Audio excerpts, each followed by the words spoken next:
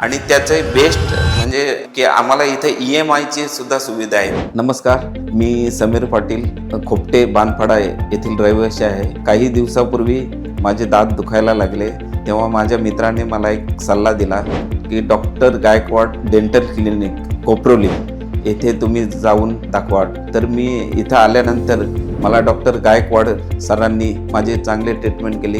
एका दाताला माझे रूट कॅनल केलं त्यांनी आणि त्याच्यावरती कॅप बसवली. त्याच्यानंतर आजपर्यंत मला कुठलाच त्रास झालेला नाही.